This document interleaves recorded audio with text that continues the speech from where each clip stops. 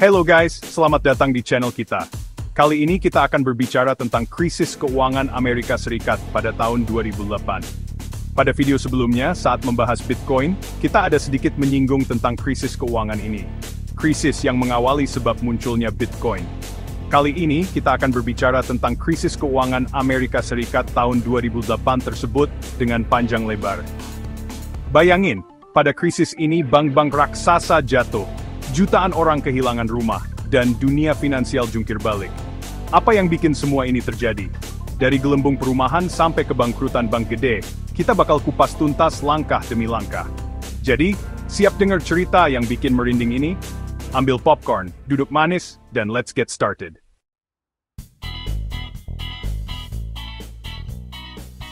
Oke, kita mulai dari awal tahun 2000-an. Amerika lagi enak banget, ekonominya stabil, semua orang happy. Mereka bilang ini Great Moderation. Tapi di balik layar ada bom waktu di sektor perumahan. Harga rumah naik gila-gilaan karena Federal Reserve atau Bank Sentral Amerika Serikat memberikan bunga pinjaman super rendah. Jadi pinjam uang buat beli rumah tuh murah banget. Bank pada kegirangan, ayo kasih pinjaman ke semua orang. Bahkan orang yang kreditnya jelek disebut subprime borrowers, dikasih pinjaman. Pinjaman ini biasanya punya trik bunga awalnya kecil, tapi tiba-tiba naik tinggi setelah beberapa tahun. Bank mikir, gampang kalau gagal bayar kita jual rumahnya kan harganya naik terus. Semua orang ikutan optimis, dan gelembung perumahan housing bubbles pun terjadi. Gelembung di sini maksudnya harga rumah naik terus super cepat. Sama seperti balon yang kita tiup terus. Bayangin guys, kayak balon yang ditiup kencang banget, tapi kita semua tahu balon gitu cepet atau lambat bakal meletus.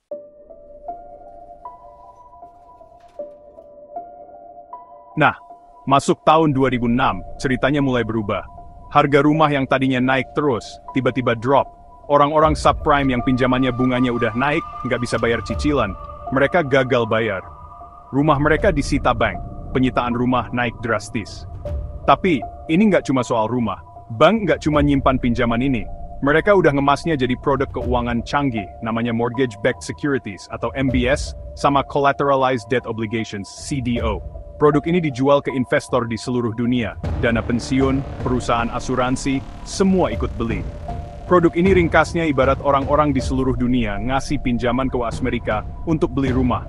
Padahal kebanyakan yang meminjam rentan gagal bayar. Katanya sih aman, soalnya lembaga pemeringkat kayak Moody's kasih nilai A+.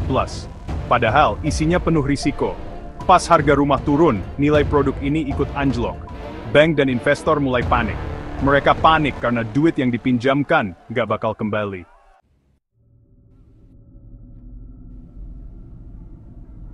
Masuk tahun 2007, tanda-tanda bahaya makin jelas. Bulan Februari sampai Maret, puluhan perusahaan pinjaman subprime bangkrut. Salah satunya New Century Financial, raksasa di bidang ini. Pasar saham mulai goyang, orang-orang cemas. Terus, Juni 2007, dua hedge fund gede milik Bear Stearns, bank investasi top, ambruk karena kebanyakan pegang subprime.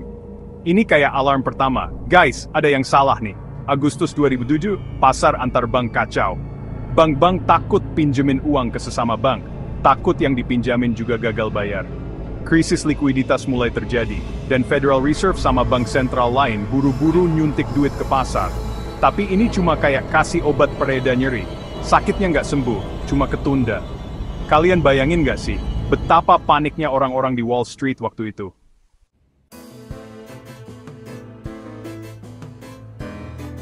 Masuk 2008 guys, ini puncaknya. Maret, Bear Stearns hampir mati, tapi diselamatin Federal Reserve lewat akuisisi sama JP Morgan Chase. Orang mikir, mungkin ini batasnya. Tapi ternyata, itu cuma pemanasan. September 2008 jadi bulan paling kelam. Tanggal 7 September, pemerintah Amerika Serikat ambil alih Fannie Mae dan Freddie Mac. Dua perusahaan hipotek raksasa yang nyangga 20% pinjaman rumah di Amerika Serikat. Karena mereka kebak subprime. Terus, 15 September, tanggal yang bakal dikenang selamanya. Lehman Brothers, bank investasi keempat terbesar di AS, bangkrut. Utangnya $600 miliar, terbesar dalam sejarah. Pasar langsung chaos. Dow Jones jatuh 504 poin dalam sehari.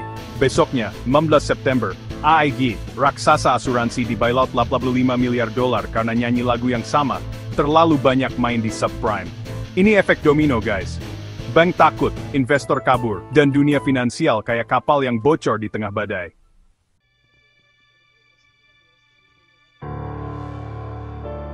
Oktober 2008, pemerintah Amerika Serikat nggak tinggal diam. Tanggal 3 Oktober, mereka luncurin Troubled Asset Relief Program atau TARP. Dana $700 miliar buat beli aset beracun dari bank dan selamatin sistem. Tapi, pasar saham tetap ambruk. Dow kehilangan 24 poin dalam seminggu. Rekor terburuk.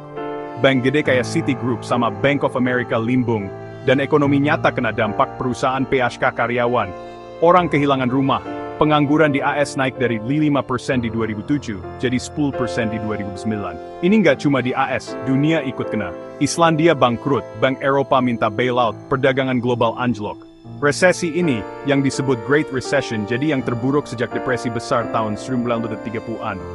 Bayangin guys, dari cuma pinjaman rumah, efeknya sampai ke penjuru dunia.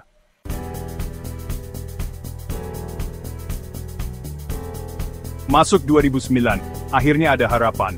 Federal Reserve potong suku bunga sampai 0 dan luncurin stimulus gede-gedean. Februari 2009, Presiden Barack Obama tekan American Recovery and Reinvestment Act $7 miliar buat dorong ekonomi. Perlahan pasar mulai stabil, resesi resmi selesai Juni 2009. Tahun 2010, Dodd-Frank Act dikeluarin buat atur ulang Wall Street, biar krisis kayak gini nggak keulang. Tapi, luka krisis ini dalam. Dalam kasus ini, kita jadi tidak dapat mempercayakan uang yang kita simpan sepenuhnya ke bank. Bank pakai uang simpanan kita untuk memberikan hutang ke orang lain asal-asalan. Orang jadi takut sama bank, sistem keuangan dipertanyakan, dan ini salah satu alasan kenapa hal kayak Bitcoin mulai naik daun. Tapi itu cerita lain buat video lain.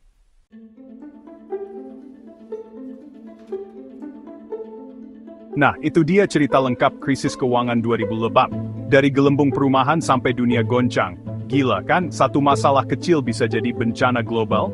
Kalian kira, apa pelajaran terbesar dari krisis ini? Tulis di kolom komentar ya, aku baca semua. Jangan lupa like kalau kalian suka, subscribe biar nggak ketinggalan, dan tekan lonceng buat video seru berikutnya. Thanks sudah nonton, guys, sampai jumpa lagi.